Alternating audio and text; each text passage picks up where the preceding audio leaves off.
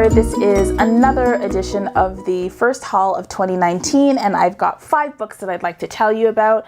The first one you've probably heard a lot about. It's been all over the place. I actually have already read this. I read the audio version of it. This is Freshwater by Akwaeke Emezi, and I already reviewed it, but I don't think I hauled it. So this is the paperback cover and paperback version of the book, and the cover is so beautiful. I love the pastels. I love the snake, the 2-headed snake, and there are lots of different elements. It also just, I love watercolors, so just a really beautiful cover. Anyway, so that's part 1. If you haven't read this, I certainly commend it to you. This is Temper, written by Nikki Drayden. So Nikki Drayden wrote The Prey of the Gods, which was her debut novel. I reviewed it last year. I read it last year, and I thought that it was great, and I'm happy that there's more from her. So 2 brothers, 7 vices, 1 demonic possession. Can this relationship survive? This is a story about 2 twins with a very strained relationship, and one of them starts hearing voices and needs to sort of figure out what to do with this skill, this challenge that's happening. And yeah, I think the idea is one of the twins has to try not to lose his temper, or else something bad is going to happen. And what I really like about this story is that it deals with young Black men and anger and their temper, and we see what happens when Black boys aren't allowed to express their emotions. And we also know that in North America in particular, it's not safe, it's risky for Black boys to share their emotions and to have emotions. And so I hope that this story is a bit of a meditation on that and offers us different ways to think about how to support Black boys and their feelings. So that's called Temper.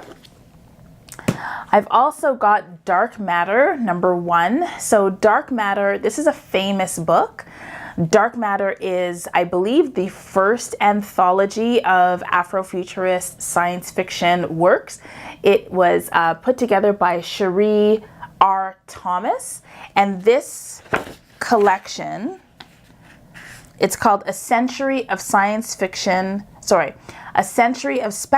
Fiction from the African Diaspora. This was published in the year 2000. There's a second edition also put together by Cherie Thomas, and it's called Dark Matter, Reading Down the Bones. So I've read that one because I got copies of it several years ago, and I finally got a copy of its predecessor. There are a number of really incredible writers in this anthology from different time periods. So W.E. Du Bois is here. There's Joelle Gomez, there is Tananarive Due, Nalo Hopkinson, Samuel R. Delaney, Octavia Butler, Charles Saunders, Nisi Shaw, Steve Barnes, Henry Dumas, Ishmael Reed, Daryl Smith, Walter Mosley, just a lot of great famous writers, and their works are all in this anthology. So what I would say is, if you have not read any Afrofuturism or any speculative fiction written by African American writers, and you have not read Dark Matter, excuse me, I would recommend that you start with this. Collections are great because you get a taste of each writer's style, and then you can decide to follow up. So if you like Tananarive Due, then you can read through all of her works. It's a really systematic way to approach getting into African American speculative fiction. So I'm very happy that I've got Dark Matter. At the same time, though, I'm starting to find it difficult reading collections of short stories. I find I get tired transitioning from one story to another, so it actually sometimes feels tedious to read collections rather than novels. So I've got a bunch of different collections that I've started and have put on hold while I cleanse my palette with a longer work. So just if you're like that, just be prepared that it might take you a whole year to move through all of the stories in this collection. All right. Then I've got Arc Dust, which I talked about in the Read So Lit tag. So this is, it's written by Alex Smith, and I really like Alex's blurb at the back. Stop. Don't pick up this book. Arc Dust isn't a book of science fiction. Arc Dust isn't beholden to the rigors of telemetric orthodoxy or whatever. This book doesn't predict the future, guide humanity into a predetermined technological wonderland. It's no obelisk that they get to touch, toy, play with, and weaponize in their Halicon days of an encroaching New World Order. No! Arc Dust is a guide through the washed-out apocalypse already upon us. Keep this in your back pocket, tucked between calculus textbooks, hidden from your stepdad, and left to rot on a public transit seat.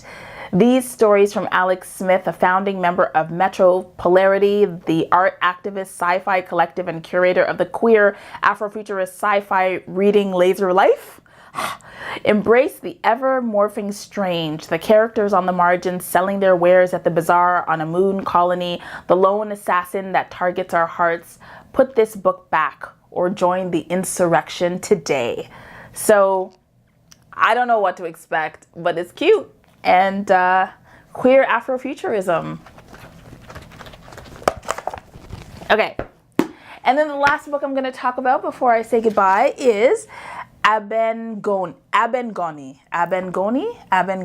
by Charles R. Saunders. So Charles Saunders is also a very famous speculative science fiction African-American writer. And I've read nothing that he's written. Nothing. Bad and Jerry. So one of the, as I said in the Read So Lit tag, I'm trying to read more classic African-American science fiction. So this is a novel by Charles Saunders. Now, I think it's one of his newer ones. Yeah, this was published in 2014, so it's not like I'm going back in time. But this is about Matil Mala, which was one of the most powerful empires in the Black continent of Abengoni. It's slipping slowly into decadence and becoming more and more vulnerable to aggression from the nations and tribes it once dominated. It seems like this is a... Oh, interesting. Okay, I'm just going to read the back because this is interesting. Okay.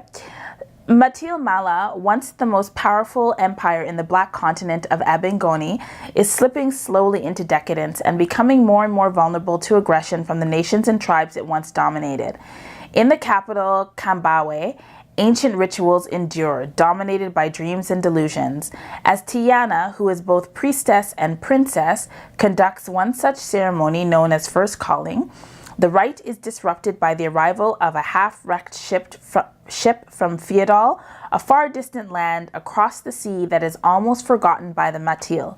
Led by a seer called Kirun, the pale-skinned people on the ship seek refuge amongst the Matil, but a greater danger looms as old enemies seek to take advantage of Matil Mala's weakness. The newcomers from Feodal hold the balance of destruction, and Tiana must anticipate which way the scale will tip. Nice. I also really love the cover. Can you see that? So I'm looking forward to it. I'd like to read more of Charles Saunders. So that is my next little haul. I hope you enjoyed this. If you've read any of these 5 books, then you know what to do. Leave a comment, please like and subscribe to this channel if you haven't done so already. Okay, bye.